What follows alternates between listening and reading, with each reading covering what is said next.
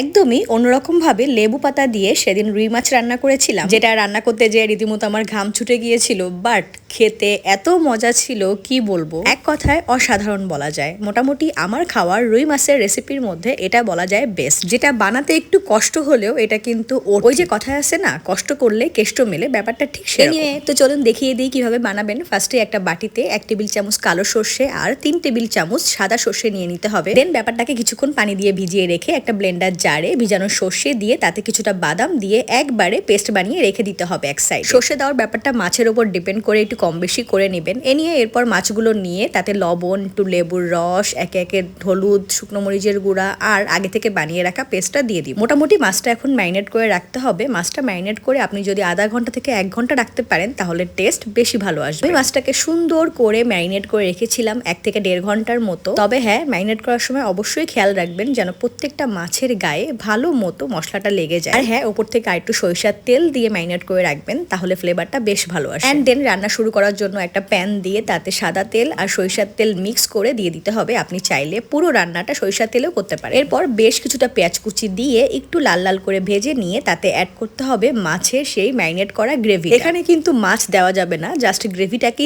দিয়ে আগে সুন্দর মতো ব্যাপারটাকে কষিয়ে নিতে হবে। জন্য আরো অ্যাড করতে হবে একটু আদা, রসুন, সামান্য একটু জিরে বাটা দিয়ে ভালো মতো মিক্স করে সামান্য একটু পানি দিয়ে আমরা সময় নিয়ে ব্যাপারটাকে কষিয়ে নিই। এ পর্যায়ে লবণ অ্যাড না করাই ভালো, কারণ যেহেতু আমরা ম্যারিনেট করার সময় লবণ দিয়েছিলাম, তাই পরবর্তীতে টেস্ট অনুযায়ী লবণ কম বেশি করে দেওয়া যায়। এখন মেইন কাজ হচ্ছে এই মশলাটাকে ভালোভাবে কষিয়ে নেওয়া। এই মশলায় বাদাম দেওয়ার কারণে কিন্তু তলায় লেগে যেতে পারে।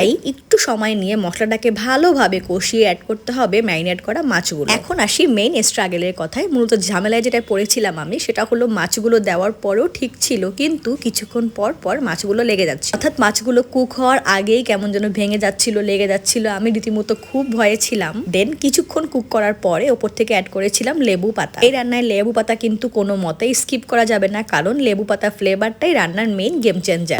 লেবু পাতা দেওয়ার পরে কিছুক্ষণ কষিয়ে তারপর অ্যাড করেছি পরিমাণ মতো পানি আর তারপর দিয়েছি পরিমাণ মতো কাঁচামরিচ। দেন আমি অনেকক্ষণ স্ট্রাগল করে মাছটাকে রান্না করা শেষ করি আর কি। তারপর বাটিতে সার্ভ করে মোটামুটি স্মেলে আমার পুরো বাড়ি ভরে গিয়েছিল। আর টেস্টের কথা আমি অ্যাকচুয়ালি বলবো না, সবাইকে রিকোয়েস্ট করবো একবার অন্তত ট্রাই করে দেখেন, কারণ আসলে এটা রুই মাছের বেস্ট একটা রেসিপি। তো আর কি দেরি না করে একবার অন্তত ট্রাই করে দেখেন আর আমাকে জানান কেমন হলো। Thank you.